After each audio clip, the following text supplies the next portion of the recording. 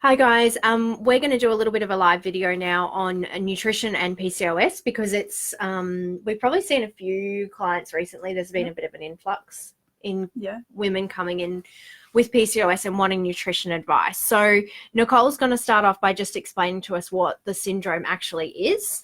Yeah, sure. So PCOS, or polycystic ovarian syndrome, it really is a syndrome. Like Katie said, it's not a disease. So it's kind of like a cluster of symptoms.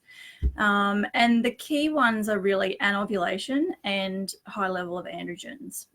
So what that kind of relates or manifests as is irregular or absent menstrual cycles. Yeah, so irregular periods or no period at all. So you're like typically like you're late a period or too many days of bleeding. So that kind of irregular picture. And you also have some signs of high androgens. So typically those are like your hair where it's not supposed to be, basically. So in a female, so facial or body hair, can also be acne, and hair loss as well. So male kind of pattern hair loss in females. So as I mentioned, it's not just and acne. Sorry, you mentioned acne. Acne, yes, acne as well. Yeah. Some of the other ones are infertility, mood swings, weight gain. Also, like obesity and diabetes and those sorts of symptoms go along with PCOS. But it's important to note that it's not just cysts on the ovaries. So traditionally, even though it is called polycystic ovarian syndrome, it can't be diagnosed by just that alone. Yeah. So we have lots of women come in who have been diagnosed with PCOS, and usually they want help. First of all, they want to maybe regulate their periods. Yep. Because sometimes they don't want to go on the pill, which isn't regulating period. No. Because you don't ovulate on the pill anyway. So it's a fake bleed really on the pill. Yeah. So they want to actually regulate their periods because maybe they're planning on having children, or they just, they just want to try and regulate their period as opposed to taking the pill. Or they'll come in because they want help with their skin. Yes. That's a big one. Yep. And weight loss as well. Yeah, is another one. Yeah. So definitely, we can help with hormone balancing, and definitely reducing some of the like those high androgen hormones like testosterone that might be higher in PCOS, which will then help skin health and even things like hair growth and whatnot. Not necessarily quickly, but definitely over time. Yes, definitely. Yeah, cool. Okay, so let's talk about, so one of the things that PCOS is really closely related to is like blood sugar levels. Yes. And insulin resistance. Yep.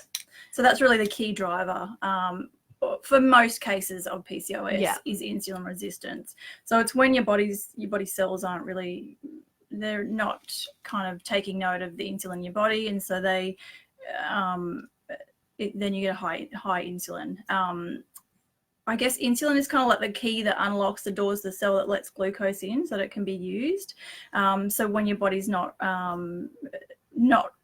is resistant to insulin, then it can't use glucose effectively. Yeah. And then that causes your body to produce more testosterone and androgens, which then correlates to the PCOS symptoms. Yep. And definitely, if that is part of the picture for somebody with PCOS, it obviously makes it more difficult to lose weight because they've got high blood sugar, high insulin, so they're really struggling to burn fat. Yes. So that's quite often why it can be more difficult with the weight. Yeah. But it also means that there is a lot we can do with diet and lifestyle that can address that underlying driver of the PCOS. Yeah. One of the things that we recently added to our blood testing pathology gathering sort of forms is the glucose tolerance test with insulin as well. Yes. So we feel that sometimes if we want to help somebody with PCOS through diet, we do want to know, is insulin resistance part of the picture? Yeah.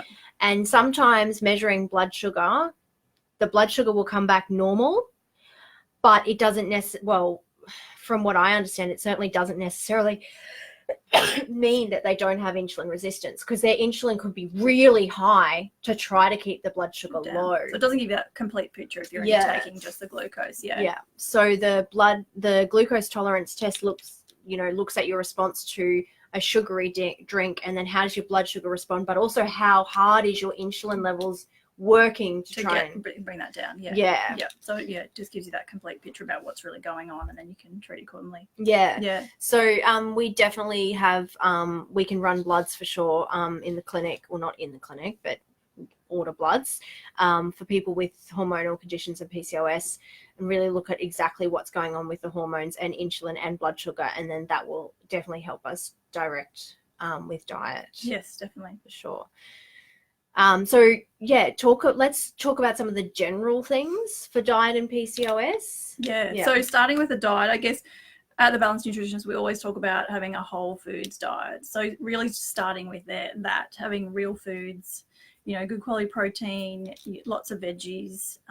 So starting with real foods, try and cutting down or eliminating all your packaged and processed foods.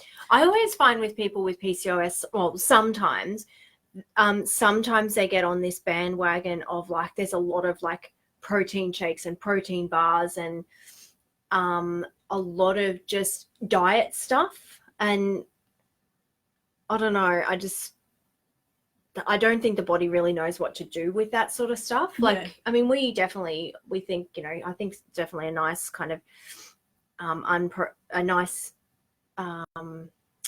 protein powder can have a place, but you've still got to make sure you're getting lots of fiber in and veggies and all that sort of thing. Yes, definitely. Yeah. The other big thing is, because insulin resistance is a key driver for PCOS, is to address sugar in the diet. So, and it really means cutting out sugar. So, it's, all your soft drinks and fruit juices and sweets and desserts and dried fruits, even your kind of healthy paleo desserts. Yeah, that's a big can thing be too. really high in sugar, and that's just not going to work for someone with PCOS. Fruit is okay, like with a couple of pieces of fruit a day with skin on is okay, but it's just about getting rid of all that other sugar out of the diet. I think that's a really good point about the paleo desserts, because people think they're really healthy and they're full of like nutrients and they're okay for a treat, but they're still like, they're going to be probably made on dates or have a lot of honey or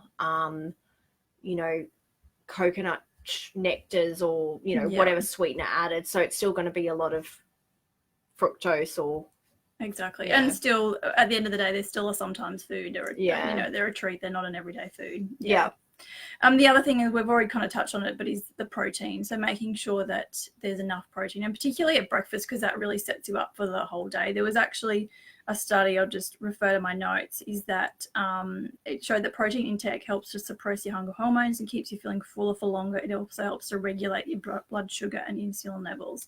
So again, that's the key driver. So we want to be making sure that we're getting that protein at breakfast and adequate throughout the day as well. Which means really taking time to prepare something. Like, you're probably not going to be able to have cereal from a box because there's not really any protein in that. It's probably got too much sugar as well. So that's definitely a big thing. So I mean, we talk about sometimes in nutrition as PCOS being sort of like diabetes of the ovaries. So that's a good way to think about it. You're going to be more susceptible to diabetes as well. PCOS potentially. If you've got insulin resistant PCOS.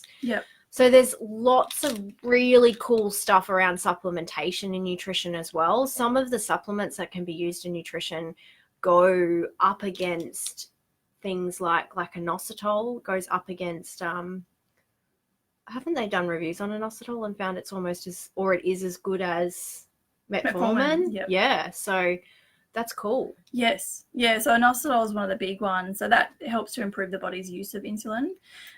Which is just a B vitamin, really, isn't it? It's kind of like a pseudo vitamin. I think it was once called a B vitamin, but it's not really. Anyway. And it helps to regulate menstrual cycles, which is a big thing in PCOS. It can help boost fertility. And prevent that facial hair, like hirsutism, as well. So there was a large systematic review that found that inositol can help reduce insulin resistance while improving variety of PCOS symptoms. So Yeah, big cool. one there. Another big one is magnesium, which is, you know, lovely. It's good for so many things. It's a really important mineral that's involved in so many processes in our body, and often one that we're not getting enough of just through our diet. So, you know, we often supplement with magnesium, and it's really, again, really important for that insulin sensitivity. Yeah, you haven't. And regulating blood sugar. Yeah, I didn't. There's no NAC on there. That's my favorite. Oh, Sorry, I'm obsessed with that.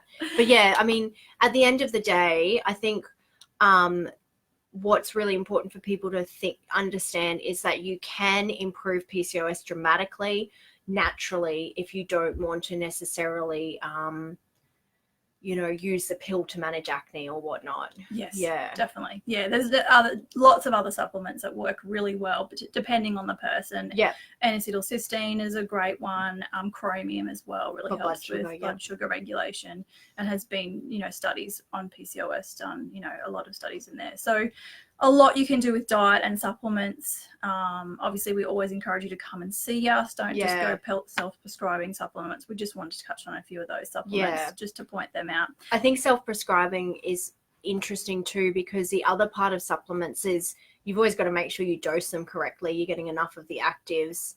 So sometimes you want to, like, well, I often go back to the research and go, oh, well, they need 3 grams of this a day for X amount of time if we're looking for a particular result. Yes. And you usually just, you know, we have lots of people coming in and showing us things they're taking, and it's like, well, that's fine, but you need about 50 of them for it to be effective. So, or it's not in the right form. Yeah. You know, so that they're not really absorbing it. So yeah. The practitioner brands that we use obviously are, you know, going to be in the best form available, and also the right dose, like you say. Yeah.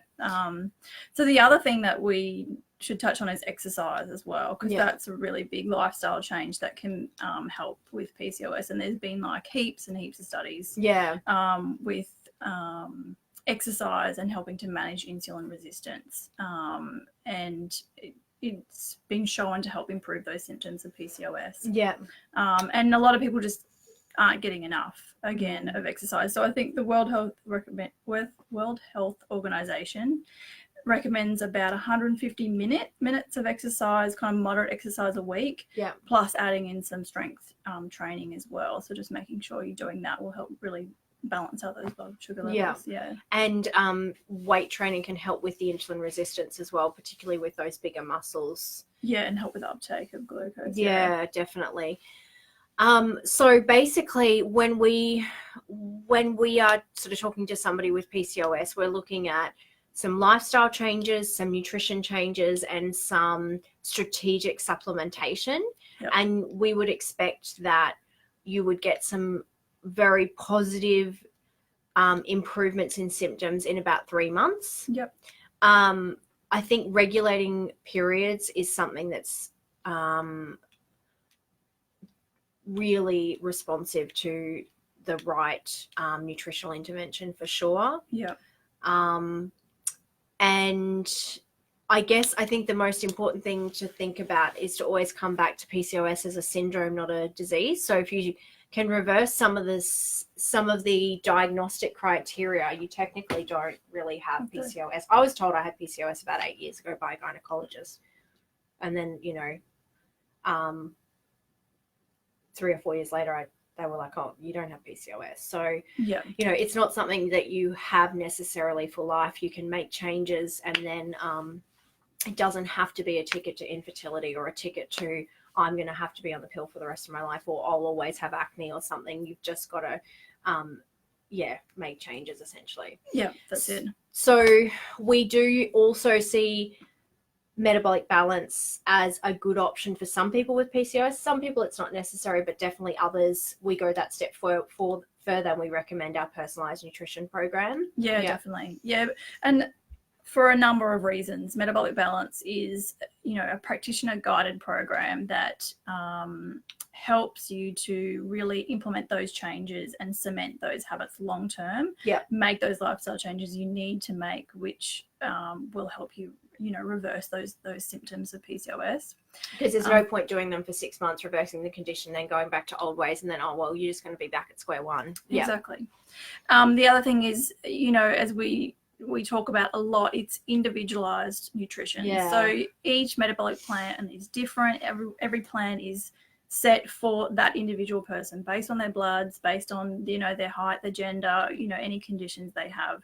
So it really, we can give general dietary advice, but what really kind of cuts the mustard is when we know exactly what foods are going to work for someone. And the weird thing is now they've done research on, like, we used to think of some foods having a negative impact on glucose and insulin, but now we know that some people will respond differently to other people.